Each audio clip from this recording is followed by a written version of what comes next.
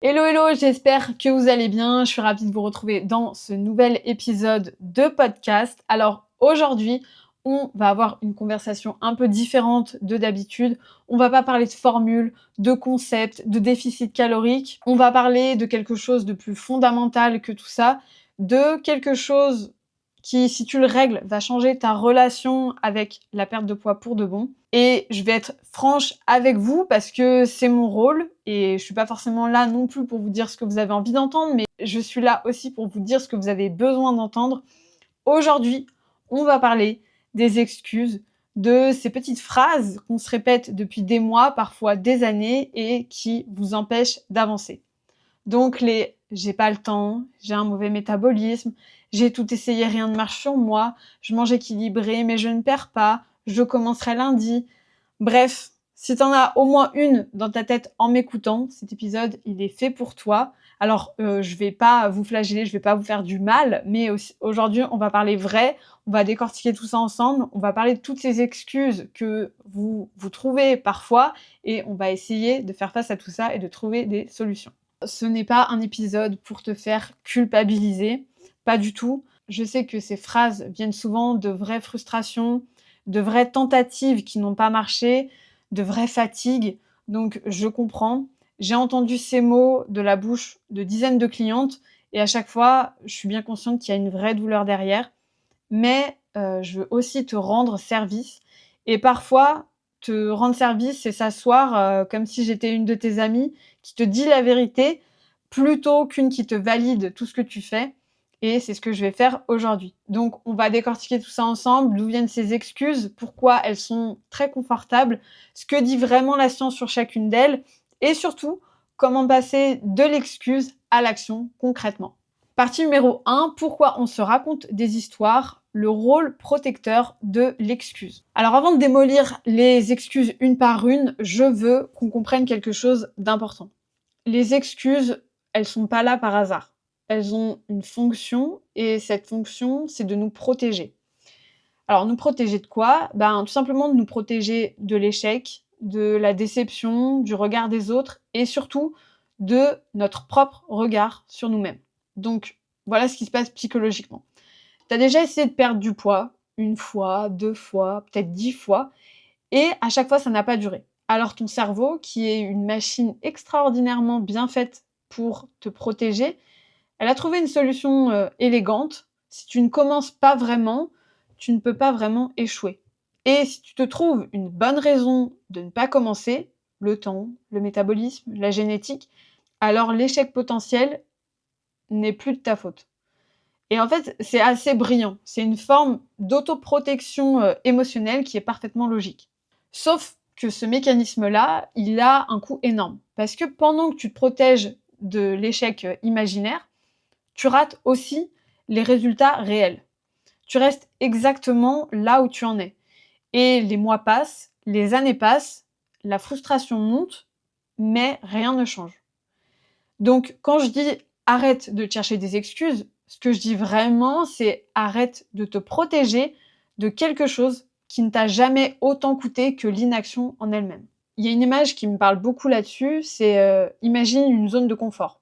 C'est chaud, c'est familier, c'est sécurisant, mais les bords de cette zone, c'est une cage. Et à force de rester dedans pour se protéger, on ne voit même plus la cage. On voit juste le confort. L'excuse, en fait, c'est pareil. Au début, ça protège, et finalement, avec le temps, ça emprisonne. Et je vais dire ce que j'observe chez les femmes qui réussissent vraiment leur transformation. Donc, pas les clientes qui perdent 3 kilos et qui les reprennent, hein, mais celles qui changent vraiment leur corps et leur relation à la nourriture sur la durée. Ce qu'elles ont en commun, c'est pas un métabolisme de rêve. C'est pas un emploi du temps vide ou une génétique parfaite. C'est qu'à un moment, elles ont décidé d'arrêter de se raconter des histoires et de commencer, même imparfaitement, avec ce qu'elles avaient. Partie 2, on démonte les 4 excuses les plus courantes avec la science. Bon alors maintenant, on passe aux choses sérieuses. Je vais prendre les 4 excuses que j'entends le plus souvent et on va les regarder en face avec bienveillance, mais avec honnêteté. L'excuse numéro 1, qui revient le plus souvent, je pense que vous l'avez tout en tête, c'est « je n'ai pas le temps ». Ça, c'est l'excuse reine. Et honnêtement, je la comprends complètement. Tu travailles, tu gères les enfants, la maison, les courses, les activités, le boulot, les imprévus, tout ça, c'est énorme.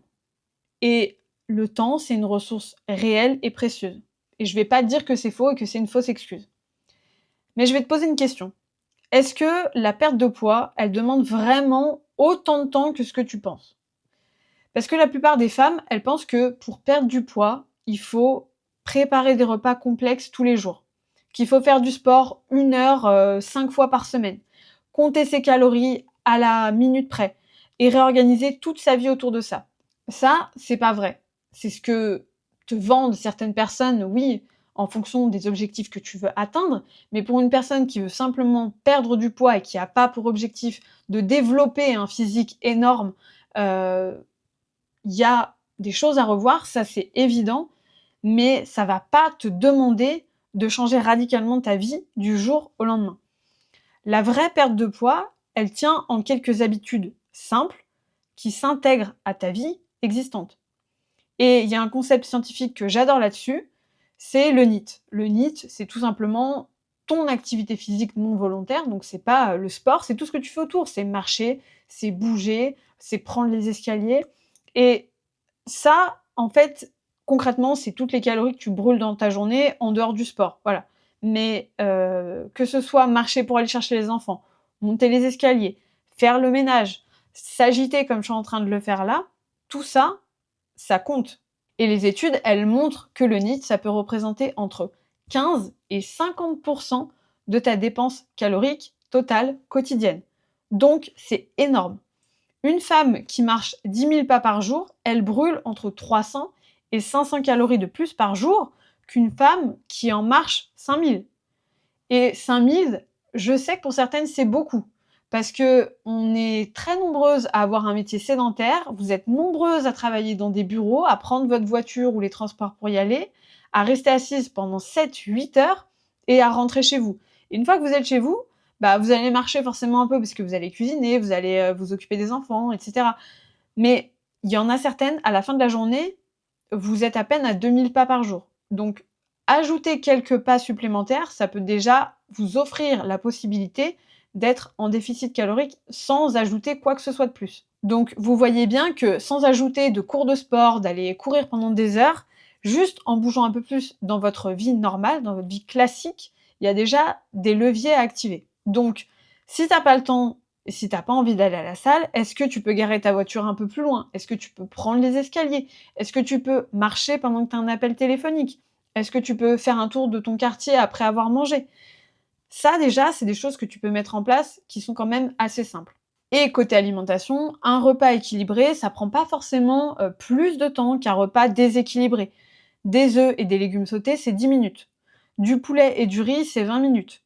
Si vous avez un air fryer, vous pouvez mettre les trucs dans le air fryer à chauffer, ça cuit tout seul, vous avez même pas à vous en occuper.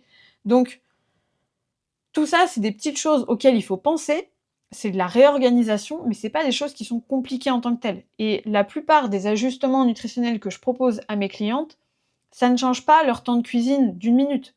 Encore une fois, le but, c'est de rester dans votre dynamique classique, de votre vie et c'est pas de tout changer radicalement du jour au lendemain et de faire des choses qui sont à l'opposé de ce que vous aviez l'habitude de faire. Donc le temps, c'est souvent moins un manque réel qu'un manque de priorité.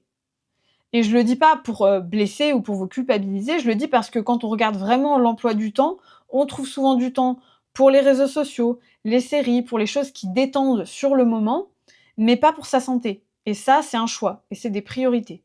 Donc c'est un choix inconscient, souvent, mais gardez bien en tête que c'est un choix et miser sur votre santé, c'est faire les meilleurs choix possibles. Excuse numéro 2, j'ai un mauvais métabolisme, c'est génétique. Alors celle-là, elle revient très souvent aussi. Et je comprends d'où elle vient. T'as l'impression de manger comme ta copine et de peser 5 kilos de plus. T'as l'impression que ton corps résiste et que les autres perdent facilement alors que toi, pas du tout. Alors voilà ce que dit vraiment la science. Oui, il y a des variations génétiques qui influencent le métabolisme, la distribution des graisses, la sensibilité à l'insuline. Ces variations, elles existent. Et je ne vais pas dire que tout le monde est exactement pareil. Mais, et ça, c'est un énorme mais, ces variations, elles représentent en général entre 40 et 70 calories par jour de différence entre individus avec la même taille et le même poids. Donc 40 à 70 calories, c'est une demi-banane. Donc c'est pas la raison pour laquelle tu ne perds pas de poids. Et les études montrent aussi systématiquement que quand on mesure vraiment les apports des gens qui disent manger peu, ils sous-estiment leur consommation calorique en moyenne de 20 à 40%. Et les études montrent aussi que plus quelqu'un est en surpoids, plus cette sous-estimation est importante. Pas parce qu'il monte, mais parce qu'on est tous très mauvais pour évaluer les portions à l'œil nu. Et c'est pour ça aussi que je recommande pendant un temps de suivre et de compter ses calories, c'est parce que on ne sait pas, et quand on n'a jamais fait, on ne peut pas savoir. Et il faut aussi être honnête là-dessus. Compter ses calories un temps, c'est pas une prison, c'est pas un truc horrible à faire, mais si vous voulez être plus libre après et plus indépendant, bah vous devez passer par cette étape-là pour ensuite être capable de regarder et de comprendre à l'œil nu ce que vous avez dans votre assiette. Donc par exemple, le beurre qu'il y a dans le plat, le soda du midi, le petit chocolat que vous prenez au bureau, la sauce sur la salade, c'est des choses qu'on ne note pas parce qu'on se dit: «Ah bah ça compte pas parce que c'est pas beaucoup, c'est pas énorme, c'est comme les calories liquides, comme, le sucre dans le café» et cetera. Mais ces calories-là, elles comptent. Elles rentrent toutes aussi dans votre apport calorique et votre corps, lui, il va les compter. Donc vous, c'est pas parce qu'elles ne vous rassasient pas ou qu'elles semblent invisibles qu'elles ne comptent pas. Donc avant de conclure que ton métabolisme est cassé, il y a une question honnête à se poser, c'est: «Est-ce que je sais vraiment combien je mange?» Mais vraiment. Et si tu veux le savoir concrètement, il y a un exercice qui est très simple, comme je te le disais, c'est de traquer honnêtement tout ce que tu manges pendant une petite semaine.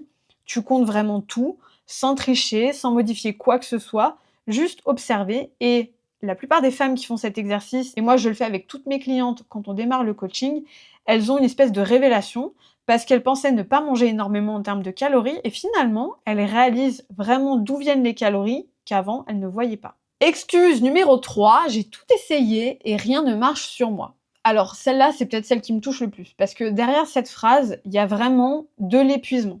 T'as essayé vraiment plusieurs fois et t'as l'impression que ton corps, il fait exprès de résister. Mais quand je creuse un peu avec mes clientes, parce qu'elles ont tout essayé, voilà ce que j'entends. Ducan, Weight Watchers, le régime keto, le jeûne intermittent, les cures détox, les compléments minceurs, les substituts de repas, là, bref, vous voyez où je veux en venir. Dans 95% des cas, elles n'ont jamais essayé. La seule chose qui fonctionne vraiment sur le long terme, c'est un déficit calorique modéré. Donc, quand on parle de déficit calorique modéré, on parle de 300 à 500 calories en dessous de votre maintenance, et ça, maintenu de façon régulière, sur plusieurs semaines. Malheureusement, la plupart du temps, vous passez complètement à côté de ça. Vous essayez des choses qui sont des espèces de méthodes, mais rien de valable qui va vous mettre en déficit calorique. Et sans déficit calorique, vous ne perdrez jamais de poids. Vous avez beau essayer 15 trucs différents, si vous n'êtes pas en déficit, ça ne marchera pas. Et tous ces régimes que vous essayez, ils ont un point commun. C'est soit qu'ils sont trop restrictifs pour être tenus dans la durée, soit basés sur l'élimination d'un groupe d'aliments, soit axés sur une règle arbitraire qui ne tient pas compte de votre vie réelle. Et tout ça, ça va créer le même effet à chaque fois, c'est une perte de poids très rapide au début, une adaptation du métabolisme, puis en fait, au bout d'un moment, vous allez être frustré, vous allez craquer, et puis finalement, vous allez reprendre tout le poids que vous aurez perdu. Donc, si tu as tout essayé, sauf être vraiment en déficit calorique, tu sais ce qu'il te reste à faire. Excuse numéro 4, je commencerai lundi, après les vacances, après Noël. Ça, c'est le classique. Et ça aussi, ça revient extrêmement souvent. Cette phrase, il faut bien se dire qu'elle te coûte quand même vraiment. Admettons que tu l'as dit depuis 6 mois. Ça fait environ 26 lundis que tu n'as pas commencé. Et si chaque semaine, tu aurais pu perdre entre 300 et 600 grammes de façon saine et durable, ça représente entre 8 et 15 kilos que tu aurais pu perdre pendant ce temps-là. Je ne dis pas ça pour te culpabiliser, je dis ça pour rendre concret le coût de l'attente. Parce que lundi ou après les vacances, ça n'existe pas vraiment en fait. Il y aura toujours une raison d'attendre encore un peu, il y aura toujours un anniversaire, un week-end, une période de stress, un voyage, un mariage, bref, la vie, elle ne va jamais s'arrêter pour te laisser un moment parfait pour commencer. Il faut arrêter d'attendre le moment parfait pour commencer parce que ce moment, il n'existe pas. Il y a juste maintenant et ce que tu choisis d'en faire. Et la bonne nouvelle, c'est que commencer, ça ne veut pas dire tout changer radicalement du jour au lendemain. Ça peut vouloir dire ce soir manger une portion un peu plus petite, ça veut dire demain matin ajouter un œuf au petit déjeuner, ça veut dire cette semaine marcher 15 minutes de plus par jour. Le but, c'est de commencer. Et c'est pas de commencer tout d'un coup parfaitement et de tout changer à ta vie. Non. Le but, déjà, c'est de commencer. Et commencer, c'est la première étape. Partie numéro 3, de l'excuse à l'action, comment changer concrètement. Bon, alors on a regardé les excuses en face. Maintenant, je veux te donner des conseils concrets, des outils concrets pour en sortir. Et parce que comprendre, c'est bien, mais agir, c'est ce qui change vraiment les choses. Premier outil, remplace je ne peux pas par je choisis de ne pas. Alors ça, c'est un petit glissement de langage qui peut tout changer. Par exemple, je n'ai pas le temps de manger mieux, ça devient je choisis de ne pas prioriser ça pour l'instant. Le je ne peux pas faire de sport, ça devient je choisis de ne pas bouger plus en ce moment. C'est pas pour te flageller, c'est pour reprendre le contrôle. Parce que je ne peux pas, ça met le pouvoir à l'extérieur de toi.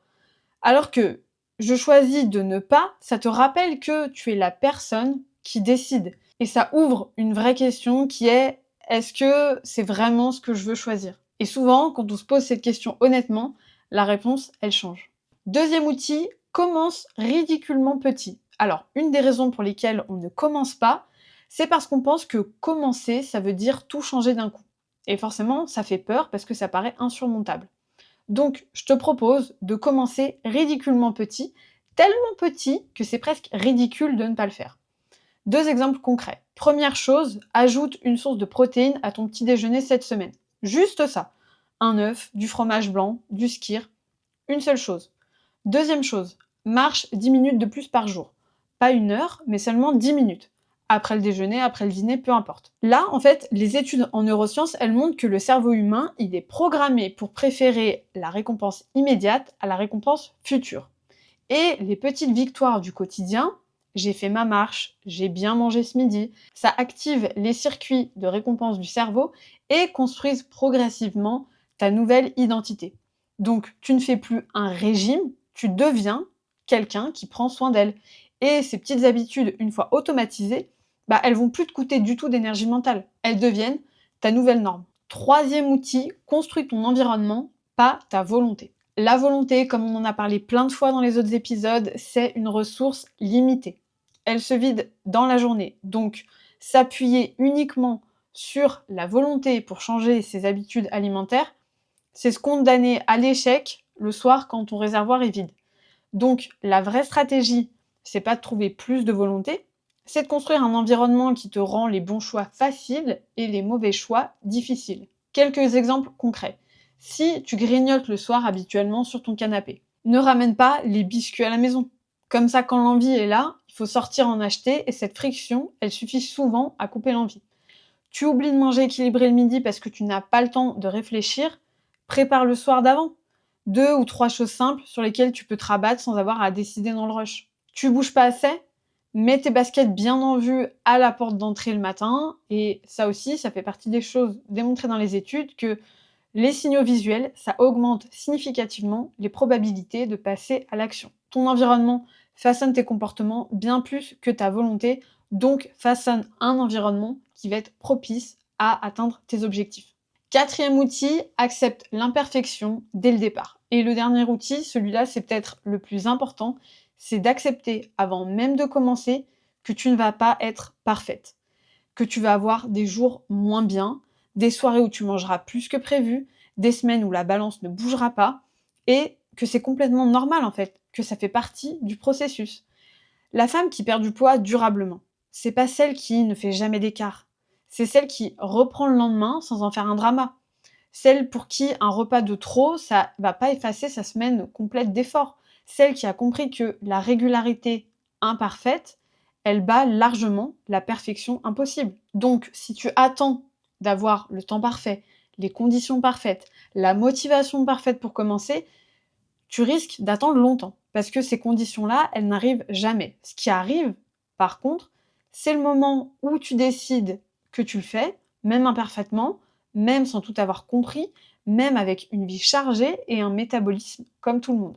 On arrive à la fin de cet épisode. J'espère que je ne vous ai pas trop bousculé, mais c'était aussi important de voir les choses en face. Parfois, ça vous aide aussi à avoir le déclic. Ce que je veux que tu retiennes dans cet épisode, c'est que les excuses que tu te racontes, ce ne sont pas des mensonges.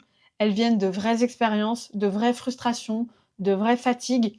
Je les comprends toutes, mais il faut aussi que tu comprennes qu'elles te coûtent bien plus cher que ce qu'elle te rapporte. Donc tu n'as pas un mauvais métabolisme, tu as probablement une vision incomplète de ce que tu manges, tu n'as pas manqué de temps, mais tu as manqué de priorité, et ça se change. Tu n'as certainement pas tout essayé non plus, et tu n'as pas encore essayé l'approche la plus simple et qui t'apportera le plus de résultats, celle d'être en déficit calorique. N'oublie pas que commencer lundi, c'est une excuse qui ne t'apportera jamais de résultats. Commence aujourd'hui, commence même imparfaitement. L'essentiel, c'est de commencer aujourd'hui et de mettre en place des actions qui vont te rapporter de beaux résultats au fil du temps. Si tu veux un premier outil concret pour passer de l'intention à l'action, j'ai quelque chose de très simple pour toi, c'est Glow Daily, l'application que j'ai créée avec un outil anti-grignotage, des idées repas simples. Tu as plus de 185 idées de repas avec le détail des calories et des macros, un système d'habitude qui va te permettre de rester motivé. Ça coûte moins de 20 €, tu as le lien qui est disponible en description. Si tu es prête à aller plus loin, tu peux aussi rejoindre mon accompagnement Glow Girl dans lequel je t'accompagne pendant 3 mois. Tu as un plan nutritionnel personnalisé, des séances de sport à faire à la maison. Bref, tu as beaucoup de choses. On peut se parler autant que tu veux par WhatsApp. Et sinon, tu as bien entendu le coaching 100% personnalisé dans lequel je t'accompagne et on se voit toutes les semaines en visio. Tu peux prendre rendez-vous aussi gratuitement en cliquant dans le lien dans la description. Pense à t'abonner si ce n'est pas déjà fait, à mettre 5 étoiles si tu m'écoutes sur Spotify ou à mettre un petit like si tu es sur YouTube. Je te remercie de m'avoir écouté. On se retrouve la semaine prochaine pour un nouvel épisode. Je te souhaite une très belle semaine. Ciao!